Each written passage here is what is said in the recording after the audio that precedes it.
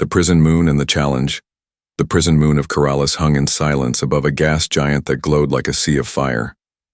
It was not built for prisoners, but for the things the galaxy feared most. The tempest drakes, creatures born of storm, and flame that no species had ever tamed. They were locked in deep stasis vaults lined with alloys mined from collapsed stars, and even those walls showed the scars of failed attempts at control. The Council had kept them here for centuries as a warning and as a secret, for to release them would mean destruction, yet to kill them all would admit that the galaxy could not master life itself. Dr. Rhea Cole stood before a thick pane of crystal, glass watching one of the drakes as it stirred in a half-waking state. She was human, a young xenobiologist with sharp eyes and a calm, steady breath, and she noticed something in the patterns of the creature's movement that the other scientists dismissed as random frenzy. To her it looked like rhythm, like a pulse waiting to be understood. Around her, alien scholars muttered that the Council had already decided to exterminate the drakes, for they were too dangerous. But Rhea felt a pull inside that said no, not destruction, but understanding. The chamber lights flickered and the drake's eyes glowed like molten storms, and even in its cage it looked free. Rhea thought of Earth, of wolves and lions once thought untamable, of horses that once threw riders until patience and respect turned them into allies. She believed that no creature was beyond trust if given the right language. To the aliens, around her this sounded like madness, but to Rhea it was the heart of being human, the willingness to risk everything for a bond no one else could see. That night the Council held a public forum streamed across the stars. The Warden of Corrales, Viel, a towering scaled figure with eyes like knives, spoke first. He declared that the drakes would be destroyed in 7 cycles, their bodies burned so no trace would remain. The hall erupted in voices, some cheering relief, some mourning lost knowledge. Rhea rose from her seat and the hall fell silent, because it was rare for a human to speak at all in such gatherings. Her voice was steady, though her heart raced. She said that she would take the challenge and attempt the impossible. She would try to tame one drake before the deadline, and if she failed, then she would accept their judgment. Laughter and outrage filled the hall. A dozen alien delegates shouted that this was insanity, that humans were reckless and arrogant. Yet others leaned forward, drawn by the fire in her words. The Council head narrowed his eyes and asked why a fragile human believed she could succeed where stronger species had failed. Rhea answered that strength was not only muscle and claws, but patience, rhythm, and courage to step closer when others stepped back. That was the human way. The Council could have dismissed her, but the story had already spread across every channel and billions were watching. If they silenced her, the people would accuse them of cowardice. Reluctantly, they agreed. She would be granted access to one young drake in a controlled pit. If she survived and showed proof of control, they would delay extermination. If she failed, humanity would be banned from further attempts. When the meeting ended, Rhea walked out into the cold night of the moon. She looked up at the storm clouds rolling across the gas giant below, and she felt both fear and excitement. Somewhere deep in the vaults, the drakes stirred in their sleep, as if sensing the coming test. The galaxy whispered that humans were insane. But she whispered back that sometimes only the insane could find a new path. Her breath slowed, steady like a drumbeat, and she knew the real test was about to begin. First contact, first trust. The day of the trial came with cold iron skies above the prison moon, and the sound of heavy gates grinding open echoed through the valley as crowds gathered on every screen across the stars to watch a human step into the pit. The arena was a hollow dome of steel lined with high walls and sonic barriers, a place built to withstand claws that could tear battleships and wings that could summon storms. Rhea Cole walked forward, dressed not in armor, but in simple gear, her breathing steady though every instinct told her that one wrong step meant death. Soldiers, scholars, and citizens from 100 worlds leaned closer to their displays, wondering if this fragile figure was about to be torn apart in seconds.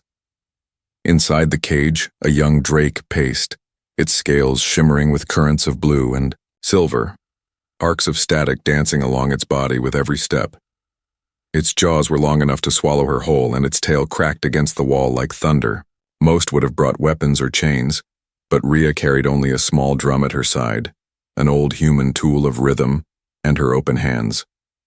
The gate shut behind her with a heavy clang, and silence fell as if the galaxy itself was holding its breath. The drake turned and its golden eyes fixed on her. For a heartbeat, it was the stare of a storm looking down on a candle flame. The creature lowered its body as if ready to spring, and the crowd watching gasped. Rhea did not move back. She planted her feet in the dust and matched the beat of her heart with the slow tap of the drum. Thump, pause, steady and sure. Her chest rose and fell in calm rhythm, and she focused not on fear, but on trust. The drake hesitated. It tilted its head slightly as though the sound was not an attack or command, but a signal it somehow recognized. Its tail lashed once, then slowed. The tension in its frame shifted from rage to curiosity. Rhea lifted her hand palm outward, fingers spread wide, and she kept her gaze level, never flinching even as the creature drew closer. The alien commentators watching scoffed that this was pointless, that the beast was only waiting to strike. But others grew quiet as they saw a strange mirroring begin. The drake inhaled, and its chest expanded like a furnace. Rhea inhaled at the same time, steady and deep. The creature exhaled in a low rumble that shook the walls, and Rhea exhaled with it, her breath like wind against storm. Step by step it closed the distance, and by the time it towered over her, she could feel the heat of its body and the crackle of lightning at her skin. Her fingers trembled, but she did not pull back. She touched the scales near its jaw gently, a single point of contact. The drake froze, nostrils flaring, eyes burning into hers. The world held still. Cameras zoomed in to capture the impossible moment. Then slowly the drake lowered its head until it almost brushed the ground, not in defeat but in acceptance. A sound like a low rolling thunder left its throat, softer than anything it had made before. Rhea stepped closer and laid her other hand along its neck. She whispered a name that came to her like instinct, Ash. The creature did not resist. It blinked slowly, as if acknowledging the bond. All across the galaxy, voices erupted. Some shouted, in awe, others in fury. The council chamber itself filled with shouts demanding the trial be stopped, that no human should wield such power. Yet no one could deny what they had seen. A drake had chosen not to kill but to trust, and it had happened, not through chains or fire but through patience and rhythm. While the warden stared from the viewing platform, his face hard as stone. To him this was blasphemy, a risk too great, yet even he could not deny the evidence. He gave the order to end the trial, and the gates opened to release Rhea. But the young drake followed her to the edge, as if refusing to be parted. Soldiers raised weapons and the crowd roared, but Rhea turned and placed a hand over her chest, then lowered it slowly in farewell. Ash remained behind, but his eyes tracked her until the last moment. That night the stars burned with debate. Was humanity reckless or visionary? Mad or miraculous? On Carolis, Rhea sat alone with her drum still echoing the beat of her heart, knowing that this was only the first step. The real trial had just begun. Training the wild heart. The world now spoke of Rhea Cole and the drake she had named Ash, and though many dismissed it as luck or trickery, there were others who could not forget the sight of the creature lowering its head in trust before a human hand. The council reluctantly granted her more time to work, though, under heavy watch, and with strict orders that no further risks be taken without approval. Rhea accepted their conditions, but she knew that to build real trust she would need more than single moments in an arena. She asked for a secured compound where she could spend hours each day with Ash and begin the long process of training. Not through force, but through communication. Her team was small, only a handful of volunteers willing to risk their lives in this experiment. They were human explorers, soldiers and scientists who had grown up with stories of taming wolves or guiding horses across plains. Each brought a skill, and each understood that a single mistake could end them all. The aliens who observed laughed at their lack of weapons and scoffed at their use of food timing, posture, and calm voice. But Rhea reminded her team that no animal trusted chains. They would move with patience and teach. Ash through play and reward, and above all through respect. The first weeks were fragile. Ash tested them daily. He lunged suddenly to see if they would flinch, and he struck walls to rattle them with thunder. More than once, soldiers outside the compound leveled their cannons ready to fire, but Rhea raised her hand and held her ground. She began to map Ash's moods in a journal, noticing the small shifts in his eyes and the rhythm of his breath that told her when he was near calm or near fury. She tapped her drum and found that Ash would echo the beat by stamping his claws into the dirt, creating a strange duet that slowly became their shared language. One evening, she introduced a game using large stones painted with bright colors. She rolled one slowly across the ground, and Ash followed with a curious flick of his tail. When he nudged the stone back, she praised him with a strong, steady beat and offered food. Soon he began to wait for her to signal before moving, and each time he obeyed, she rewarded him with trust and calm presence. The aliens who watched claimed this was child's play, but Rhea saw it as the first step in teaching boundaries and cooperation.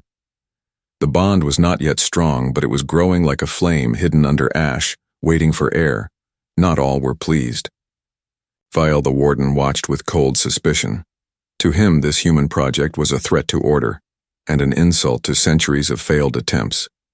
He saw danger in every success, for if humanity could tame the drakes, then the council would have to admit their own weakness. Vial filed motions to seize Ash and end the experiment, citing security risks, but each time the growing public fascination forced the council to stall. Billions were now watching the updates from Corrales, and the story had become a symbol of both fear and hope. Still, the dangers were real. One afternoon, a handler misread Ash's body language and stepped too close while he was in a restless mood. Ash snapped his jaws so near that the handler's sleeve tore. Panic rippled through the compound, but Rhea kept her breath steady and tapped the drum in a firm rhythm until Ash calmed. She made the handler sit outside for days, but did not punish Ash. She explained to her team that trust cut both ways, and if they broke it with cruelty, they would lose everything. It was a lesson hard learned but necessary. Weeks turned into cycles, and Ash began to show signs of recognition beyond simple training. He would lower his head when Rhea entered as though greeting her. He began to wait for signals before moving in the compound. Sometimes at night he would lie near the barriers and rumble softly when he heard the drum, as though comforted by the sound. These were fragile threads, but together they wove the beginning of something the galaxy had never seen before. Yet the shadows of politics loomed closer. In secret meetings, Vial whispered that humans were dangerous and that Rhea's experiment risked unleashing storms upon the stars.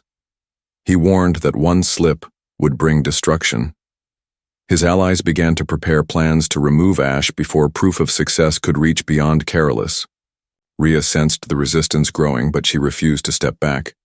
She told her team that the heart of every wild creature beat in rhythm with the universe, and if they could listen long enough, they might learn the song. As she stood one evening, under the artificial lights watching Ash settle with wings folded like mountains, she felt the weight of the galaxy pressing down on her. This was more than a project now. It was a battle for what humanity represented. To her, people taming the wild was not about control, but about partnership and survival. To the council, it was about power and fear. She placed her hand on the drum and whispered a promise that she would not give up, even if the stars themselves turned against her. The storm was far from over, and she knew the breaking point would come soon. Sabotage and the breaking point. The compound had grown into a place of uneasy rhythm, where each day Rhea and her team tested the fragile bond they had formed with Ash, and each night soldiers kept watch with hands always near the triggers of their stun cannons. The galaxy tuned into every broadcast with divided hearts, some seeing hope, and others waiting for the moment when the human dream shattered in blood. Rhea knew that tension was growing, and she felt eyes watching not only from the council, but from those who wanted her to fail, because success would shift power across the stars. She kept her focus on Ash, yet in the back of her mind she knew sabotage was only a matter of time. It came on the night of a storm. The prison moon was wrapped in black clouds that hurled rain and lightning across the surface, and the wind screamed through the towers like a warning from the universe itself. The sonic barriers around the compound flickered, once then fell silent, and Rhea felt her heart lurch because without them, Ash was free to fly into the night. She ran through the downpour shouting orders while her team scrambled to reset controls. But the systems were not broken by chance. Someone had cut them deliberately, and she knew it even before she saw the faint scorch marks on the power lines. Ash roared in panic as the storm raged. His wings spread wide and his body arched against the sky as lightning played across his scales. The soldiers outside the fence panicked and raised their cannons. Their commander barked the order to fire before the Drake could escape, but Rhea ran out into the open rain with no armor, no shield, only her drum slung across her chest. She knew that if they fired now, Ash would die and everything they had built would be erased. She stood before the beast, her hair plastered to her skin, her breath steady in the chaos, and she struck the drum in slow, deep rhythm matching the pulse she had learned. The sound cut through the storm, not louder than thunder, but steadier than fear. Ash turned his head toward her eyes, glowing like molten suns. His chest heaved with wild breath, and for a moment she thought he would leap skyward and vanish into the tempest. She beat the drum again and called his name across the rain, her voice raw but unwavering. Soldiers shouted at her to move, and her team screamed warnings, but she stood rooted in trust. The Drake lowered its head just slightly enough to show he heard her. When the cannons fired a warning volley into the sky, Ash swung around and placed his body between her and the weapons as though to shield her from the storm of fire. The galaxy watched in stunned silence as the creature that should have been destruction itself chose to protect instead of destroy. The systems came back online moments later, but the damage was already done. Ash folded his wings and stepped back into the compound with Rhea walking at his side, soaked and trembling but unbroken. The sabotage was undeniable. No storm could have shut down the barriers with such precision. Someone wanted her bond with Ash destroyed. Rhea knew the truth in her bones, and she saw the cold look of satisfaction on Vial's face when the reports reached the council chamber. He would claim it was proof that humans were reckless, but the millions who had seen the broadcast whispered another story. They saw a Drake stand with a human against the rain and the guns, and they began to wonder who truly feared the Bondin. The days that followed, investigations sputtered with no answers because the ones responsible hid their tracks well. Rhea felt anger rising, but she turned it into fuel for her resolve. Each morning she returned to Ash with the same steady rhythm, the same patient trust, and each day the Drake responded with a little more calm, a little more recognition. Yet she also knew that the saboteurs would not stop here. The breaking point was close, and the galaxy itself seemed to lean forward to see which way the storm would turn. When she sat alone at night writing her journal, she admitted fear to herself. Fear not of Ash, but of the powers moving against her. She had staked not only her life, but the honor of her species on this bond. If she failed, humanity would be mocked as mad dreamers who reached too far. But when she closed her eyes, she heard again the sound of thunder softened by the beat of her drum. And she remembered the way Ash had shielded her. That was no accident. That was choice, and choice meant hope. As the storm season continued across, Corrales the compound held in a fragile balance of trust and suspicion. The council pressed for an end date. Vial whispered warnings of disaster. Rhea and her team trained harder, and Ash grew stronger not only in body but in bond. The sabotage had not broken them. It had marked the beginning of something greater. Yet she knew the real test would not be in cages or compounds. The true trial would come when the galaxy itself was in danger, and only the bond between human and Drake could stand in the way of ruin. That moment was drawing closer with every beat of her heart and every rumble of thunder outside her window. War calls the beasts. The storm of politics broke faster than Rhea expected.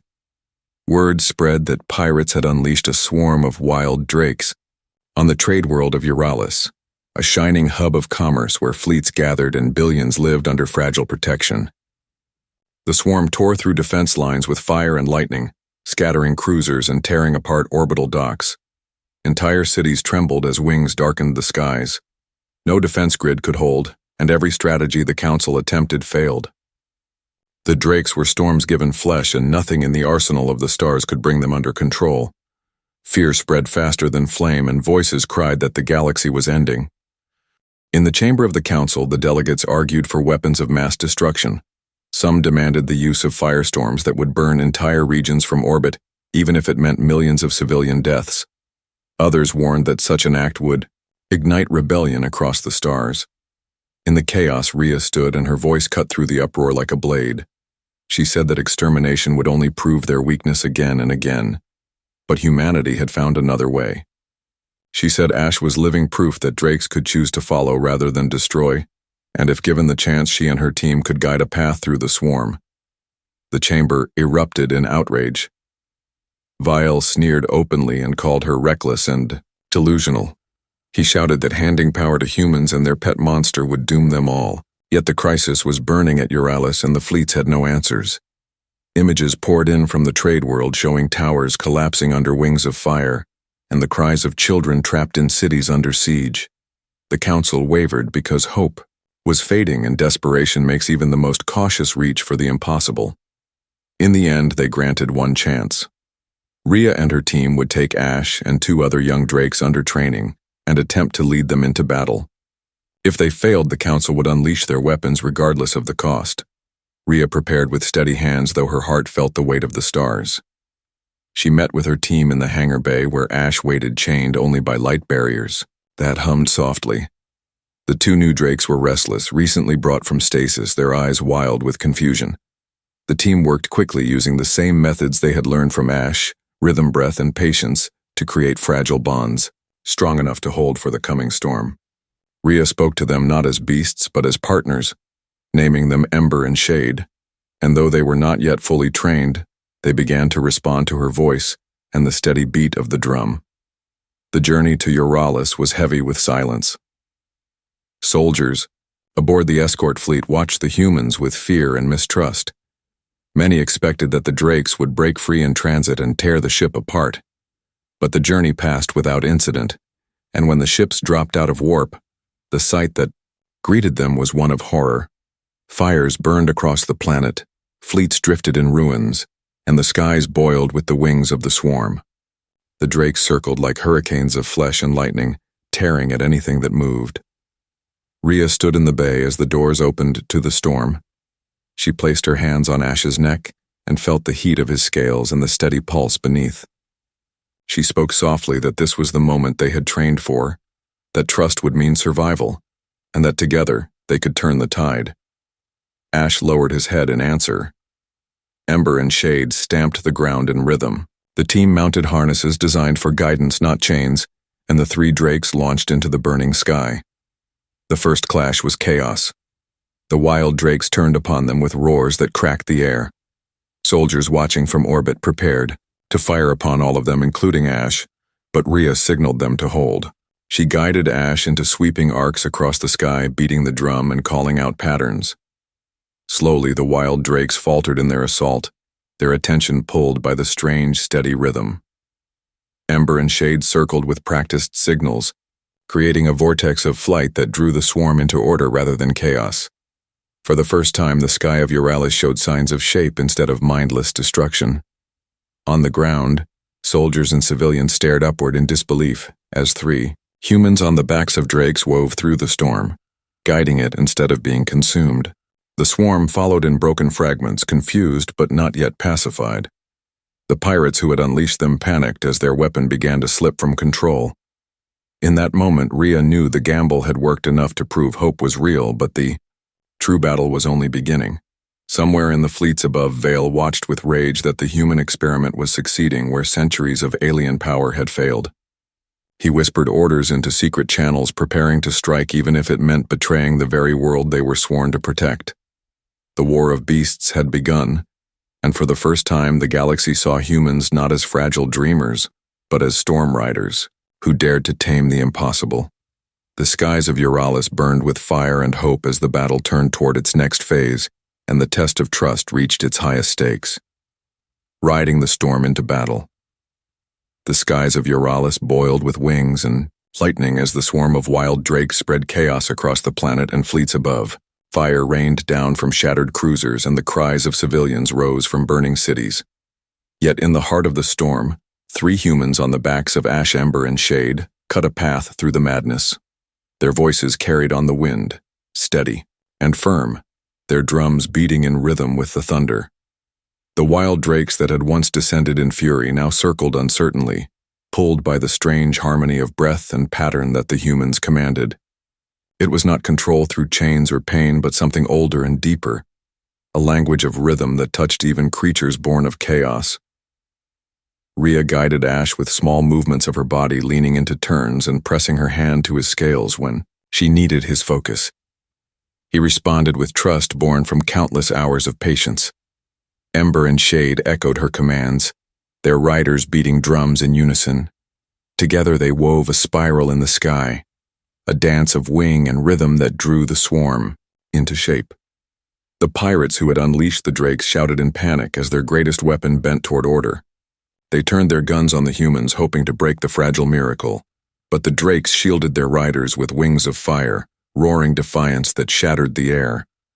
In orbit, Vile watched from the command ship, his claws gripping the console. His eyes burned with fury as he realized the truth spreading across every broadcast. The galaxy was seeing humans succeed where no other had dared. Their courage was rewriting what was possible. Vile could not allow it. He sent a coded order to activate a failsafe buried in the genetic core of the drakes, a pulse designed centuries ago by alien science to shatter their minds with pain and force them into madness. If triggered, it would end the experiment, destroy the humans, and erase the proof of their success. As the battle raged, the signal burst into the sky. The swarm screamed as agony ripped through their bodies. Ember staggered mid-flight and Shade nearly fell from the air. Ash roared in fury, shaking his head violently as the failsafe tore at his mind. Rhea felt the heat of his body surge, and she knew what was happening. The Council had betrayed them. She saw Ember's rider slip from the harness, and only barely catch himself dangling above the burning city. She heard her team cry out that the drakes could not hold much longer. In that instant, she made her choice. Rhea pressed her hands to Ash's neck and leaned forward until her forehead touched his scales. She beat the drum against her chest with a rhythm not of command, but of unity. Her breath matched his ragged heaving, and she whispered his name again and again. She poured her trust into him, her belief that he was more than a weapon or beast, that he could choose beyond the pain. Ash shuddered violently, wings trembling under the storm of the failsafe. But his eyes locked on hers and he steadied. With a roar, he cut against the signal, his body resisting the command forced into his blood. Ember and Shade heard the call of his defiance. Their riders beat their drums and shouted names into the wind. Slowly, the two younger drakes found strength in the rhythm and turned their fury not against the humans but against the source of the pain. The swarm below followed the lead of the three bonded drakes. One by one, they broke through the haze of agony and turned their eyes skyward, not to burn but to follow. The failsafe was crumbling because trust was stronger than fear. On the command, Ship Vale shouted in rage as his systems showed the failsafe collapsing. His sabotage had failed. Across the galaxy, billions watched in awe as the humans and their drakes steadied the swarm and guided them into formation. The pirates' fleets faltered under the sudden unity of the creatures they thought untamable. The drakes struck with precision, clearing paths through the enemy lines and protecting cities below, rather than destroying them. For the first time, Euryalus saw the beasts of storm not as monsters but as guardians. Rhea knew the battle was not yet over, but she also knew something greater had been proven. Ash had chosen her over the agony of his blood. Ember and Shade had followed her voice instead of madness. The swarm had bent not to force but to trust. Humanity had done what no species had dared. They had ridden the storm and turned it into a shield. As the last pirate vessels burned in retreat, the skies of Euryalus filled with the sight of drakes flying in harmony beside humans. But in the silence after battle, Rhea also felt the weight of what had been revealed. Vale would not stop. The Council would fear what humans had unlocked. The galaxy had witnessed something that could not be hidden. She pressed her hand to Ash's neck as he landed gently on the scorched ground. His eyes glowed like molten suns, but in them was calm, not rage. She whispered to him that the real fight was still ahead. The crowd of survivors watched in silence as she walked forward with Ash at her side, a human and a storm beast together. The war had been turned, but the choice of what to do with this bond would shape the stars forever. A new pact and a final choice. The fires of Euryalus smoldered for days after the battle, but the skies were clear of pirates, and for the first time since the swarm had descended, the people dared to look upward without fear. Everywhere across the planet, survivors told the same story, that humans had ridden the storm and turned monsters into guardians. Ash, Ember, and Shade became symbols not of terror, but of salvation. Broadcasts replayed the images again and again of the drakes circling cities to shield them from falling debris and diving into flames to scatter pirate warbands. Across the galaxy, voices rose in wonder and disbelief. If it had not been witnessed by billions, none would have believed it possible. Rhea stood with her team before the council days later. She was weary, her body marked with bruises and burns, but her voice was calm. Ash waited outside the chamber, wings folded, watched by guards who now looked at him with awe instead of hate. The council hall was louder than ever, with delegates shouting, both praise and fury. Some demanded that the drakes be used as weapons, forged into fleets that could sweep away any enemy. Others screamed that they were too dangerous, that humanity must be banished before their madness consumed all. At the center, Viel stood silent, his face carved with anger as he waited for his chance to strike. The council leader demanded that Rhea explain what she had done. She spoke slowly and clearly. She said that humans had not enslaved the drakes. They had not chained them or broken them. They had listened. She explained that the bond was built on rhythm and trust, on patience and courage, not on cruelty.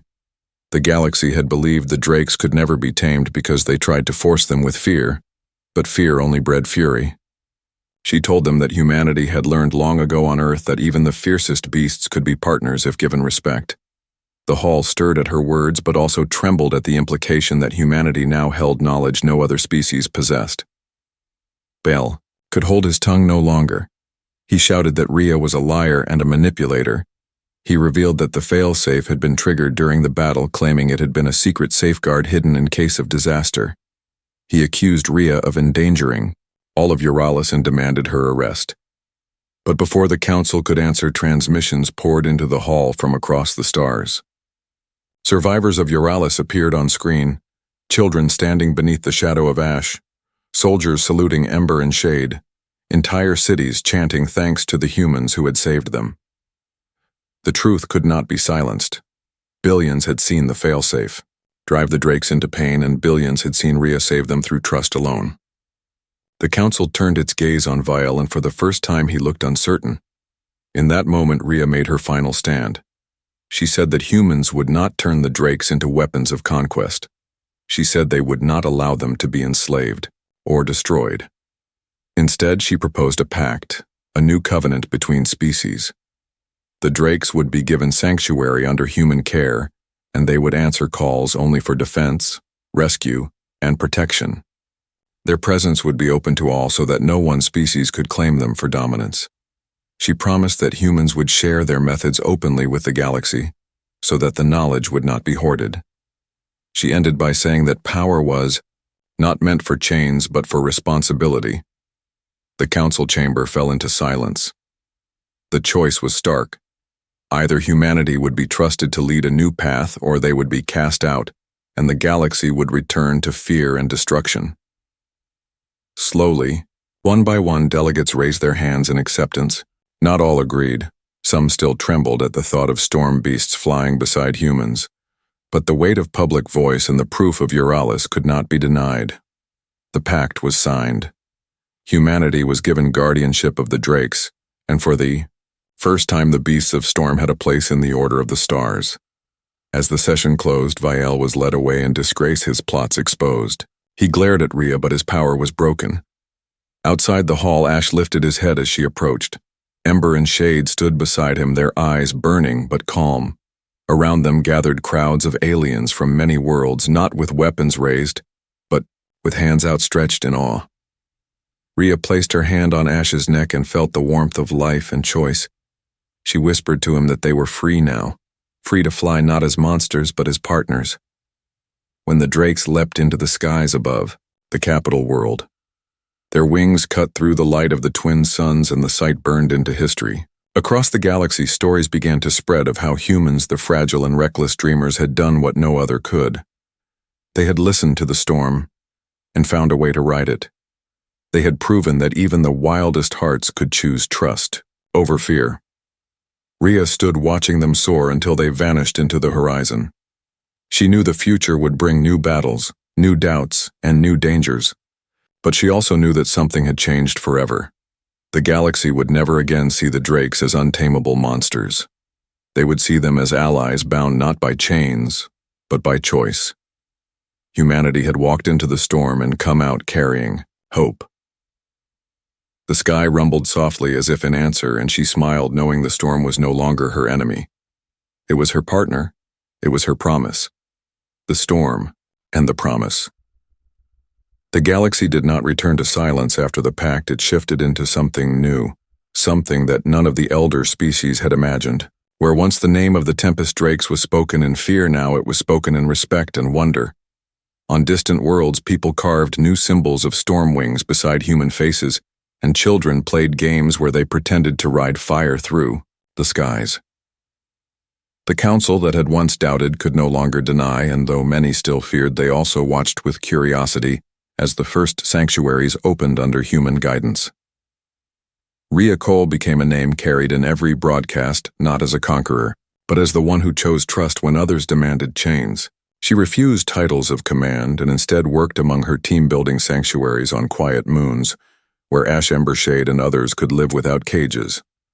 Scholars came to learn and warriors came to witness, and many left changed by the sight of humans walking calmly beside the beasts they had once called nightmares. The bond was no longer secret. It was shared openly and slowly. The galaxy began to believe that perhaps partnership was stronger than domination. Yet the shadows of doubt never vanished completely. There were whispers of factions who still wanted to seize the Drakes for war, and others who plotted revenge for old defeats. Rhea knew peace was fragile, but she also knew that the bond they had created was stronger than fear. Every day she trained new handlers, teaching them rhythm, breath, and patience.